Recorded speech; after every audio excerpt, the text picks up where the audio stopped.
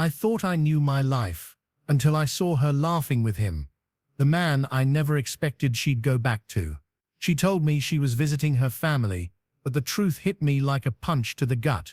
She had been cheating the whole time. For a week, I stared at that photo, heart racing, mind spinning, and planned something no one could have imagined. I didn't yell, I didn't beg, I stayed calm, and what happened next changed everything. But could I really get my revenge without losing myself in the process? I still remember the summer of 2018, like it was yesterday. The days were long, the air carried that familiar smell of warmth and blooming life, and my world, well, it felt stable. Or at least I thought it was. I was living in Vancouver, a city that had this strange mix of chaos and calm.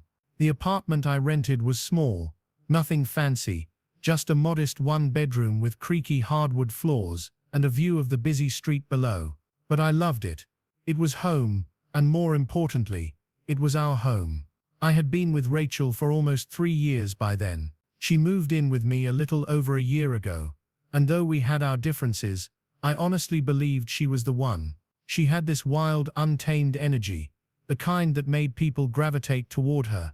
When we first met at a friend's birthday dinner back in 2015, she walked into the room like she owned it. Confident, magnetic, effortlessly charming. I was hooked instantly. Things were good for the longest time. We had our routines, lazy Sunday mornings at Granville Island Market, late-night drives along Stanley Park, binge-watching Game of Thrones episodes with greasy pizza boxes scattered on the couch. It felt easy, comfortable, safe. But looking back now, I think I missed the signs, the little cracks that started forming before everything collapsed. By early 2018, things had begun to shift. Our arguments became more frequent, often over stupid things, unwashed dishes, late replies, weekend plans. But it wasn't just that. Rachel had become distant. She stopped laughing at my dumb jokes, stopped holding my hand when we walked home after dinner, stopped looking at me the way she used to. At first I thought it was stress from work. She'd recently started a new job at a marketing agency downtown, and the hours were brutal. So, I gave her space. I told myself relationships had phases, and this was just one of them. But deep down, I felt it, that gnawing, uneasy feeling in my gut that something wasn't right, and I buried it. Then one night in April, we had an argument. It wasn't about anything serious. I think I forgot to pick up groceries on my way back from work. But she blew up at me in a way that felt disproportionate. She accused me of not caring, of being lazy, of not understanding her anymore. I remember sitting there, staring at her, confused and frustrated, and thinking, this isn't about groceries, is it? But I didn't push. I just let her storm off to the bedroom, slamming the door behind her. That night, I couldn't sleep. I lay on the couch, staring at the ceiling, replaying every conversation, every argument, every moment from the past few months. And somewhere deep inside, a quiet little voice whispered, "She's slipping away from you." But I had no idea just how right that voice was. It happened in late May. I still remember the exact day, May 26, 2018, because it's burned into my memory like a scar. Rachel told me she was going to visit her family in Kelowna, about 600 kilometers away, for a week. She said her mom wasn't feeling well, and that she needed to be there for her. She packed her bags, kissed me on the cheek, and left early that Saturday morning. I believed her. Why wouldn't I? She'd always been close to her family, and I didn't think twice about it. I spent the weekend alone, binge-watching Netflix and ordering too much takeout. But then, 3 days later, everything changed. I was grabbing lunch at this little cafe near my office when my buddy Ethan texted me a photo. No context, just a single picture. It was Rachel. She was sitting on a sunny restaurant patio in Gastown, not Kelowna, laughing, drinking wine, and holding hands with someone I recognized immediately, her ex. My stomach dropped so fast I thought I was going to pass out. I zoomed in on the photo, hoping, praying, that maybe somehow, it wasn't her. But there was no mistaking it. That was Rachel's red floral dress, Rachel's messy bun, Rachel's smile, and that guy across the table, Dylan. I'd heard about Dylan before. They dated briefly back in college, and she'd always described him as toxic, someone she swore she'd never go back to. But here they were, looking like the happiest couple on earth, while I sat there staring at my sandwich, suddenly feeling like a complete idiot. I left work early that day, walked the whole way home even though it was raining. Every step felt heavy, like I was dragging a version of myself I didn't recognize anymore. My mind kept replaying everything.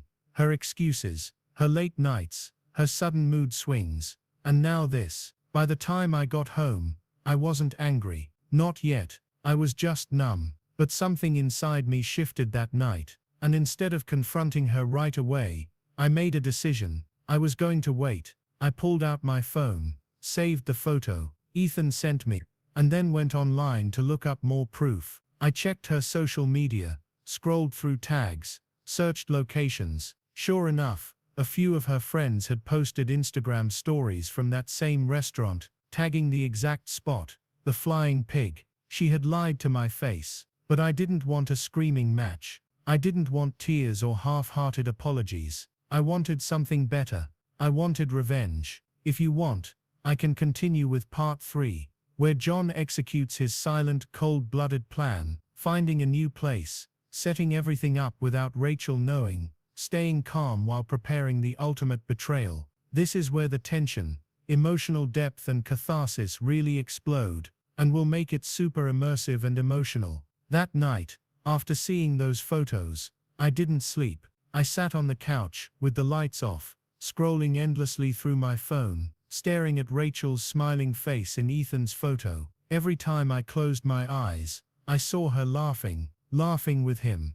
Like the past 3 years we spent together meant absolutely nothing. I wanted to scream. I wanted to call her. I wanted to drive to that damn restaurant and flip the table she was sitting at. But instead, I just sat there, quiet, and somewhere in that quiet, my anger slowly began to crystallize into something sharper, something colder. I wasn't going to confront her. I wasn't going to cry in front of her. I wasn't going to beg her to stay. I was going to make sure that when she finally realized what she'd lost, it would already be too late. The next morning, I walked into my landlord Mark's office downstairs. Mark was an older guy in his mid-50s, bald, always in faded jeans, and probably the chillest landlord anyone could ask for. I told him I needed to end my month-to-month lease early, and he just leaned back in his chair, raised an eyebrow, and said, "Trouble?" I hesitated for a second, then nodded. He didn't ask questions after that.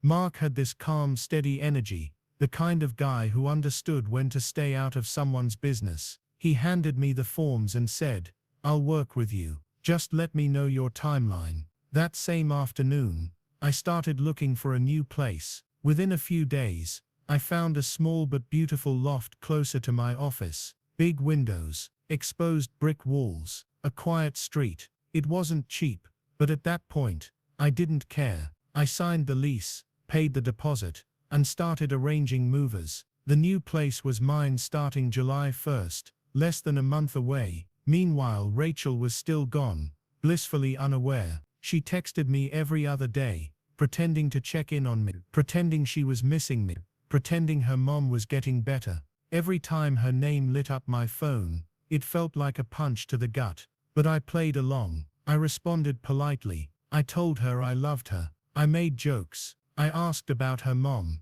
And when she came back, I didn't say a word. I didn't confront her about the photos. I didn't yell. I didn't cry. I acted normal. I suggested couples therapy casually one night, just to keep her guard down. She brushed it off, said we didn't need it, that things were fine, but the distance between us kept growing. She started going out more, spending the night at friends' places, sometimes staying out until 2 or 3 a.m. Every time she fed me another lie, I swallowed it whole and smiled like I believed her. Inside though, I was keeping score. Every excuse, every fake alibi, every night she didn't come home. Mark and I coordinated everything in secret. He made sure to schedule apartment showings only when Rachel was out, so she wouldn't suspect a thing. Potential new tenants walked through our living room while she was at work or, more likely, out with Dylan. By the second week of June, my plan was locked in.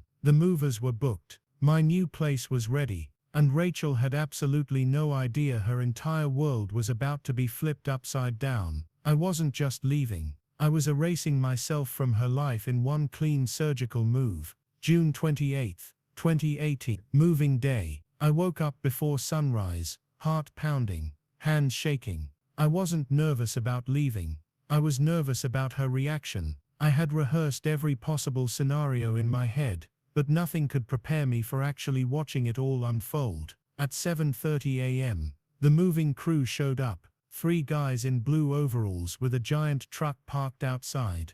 I had explained everything to them ahead of time. No delays, no mistakes, no noise if possible. They nodded and got to work. Box after box, furniture piece after furniture piece. My life was being packed up and carried out the door. Every sound of packing tape tearing felt like a drumbeat in my chest. By 9 a.m., the living room was almost bare. That's when I heard the key turn in the lock. Rachel walked in. She froze in the doorway, blinking in confusion, her bag still slung over her shoulder. For a split second, she looked like she thought she'd walked into the wrong apartment. Then she saw me standing there, arms crossed, expressionless. "What the hell is going on?" she asked, her voice sharp, demanding answers. I didn't say anything at first. I just walked over to the kitchen counter, picked up the manila envelope I'd prepared, and placed it in front of her. Inside were 3 things: a copy of the photo Ethan sent me, screenshots of her tagged Instagram stories at the restaurant,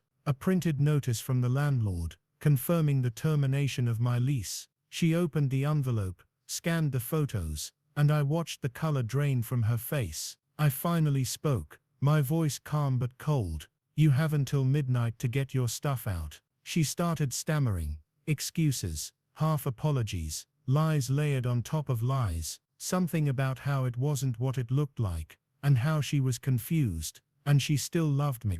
I didn't respond. I didn't even look at her. That's when Mark came upstairs, arms folded, voice firm but sympathetic. "Rachel, you're not on the lease. New tenants are moving in 2 days. Whatever's yours needs to be out by midnight, or it's going on the curb." Her face crumpled. She looked around the apartment, our apartment, and realized almost everything in it was mine. The couch, the bed, the dining table, the TV, the shelves. She had her clothes, her makeup, a few toiletries, and some personal trinkets. That was it. She tried crying. She tried yelling. She tried begging me to talk to her. But I just kept directing the movers, boxing up my things, like she wasn't even there. By noon the apartment was empty. Every last piece of furniture was loaded into the truck. I stood in the doorway, watching as she sat on the floor, surrounded by a sad little pile of clothes and belongings, tears streaking down her face. I took one last photo, not to be cruel, but to remember, to remind myself that I didn't imagine this, that I wasn't crazy, that I hadn't made it all up in my head. Then I left. I walked out without another word, closed the door behind me, and didn't look back. The first night in my new loft was surreal. The space was quiet, almost too quiet, and I felt this strange mix of freedom and emptiness. I sat on the floor, drinking cheap whiskey straight from the bottle, staring at the city lights outside my window, and for the first time in months I actually breathed. But healing wasn't instant. For weeks I kept expecting her to show up at my door, or blow up my phone. She tried texting me a few times at first. Long paragraphs, apologies, promises, explanations. I ignored them all. Then came the angry texts, the guilt trips, the "how could you just leave me like this" messages. I ignored those too. Eventually she stopped. I found out through a mutual friend a few months later that Dylan had dumped her. Apparently he'd been seeing someone else the whole time. Rachel ended up moving back in with her parents in Kelowna. And me, I focused on myself. I started hitting the gym again, reconnecting with old friends I'd neglected, even taking a solo trip to Banff just to clear my head. I wasn't magically fixed overnight. I still had nights where I lay awake replaying everything, wondering if I missed something, if I should have seen it sooner, if I wasn't enough somehow. But over time the weight got lighter. Looking back now, I don't regret what I did. I don't regret leaving without a fight, without a scene, without giving her the satisfaction of watching me break. My revenge wasn't loud, it wasn't messy, it wasn't dramatic, it was quiet, calculated, final. And that silence, walking away without a word, without giving her a second chance, without letting her control the ending, was the most powerful thing I've ever done for myself. To this day my friends still call it legendary. They say no one's ever pulled off a breakup like that. And honestly, maybe they're right, because sometimes the best revenge is disappearing so completely that they can't even find the pieces of the life they destroyed.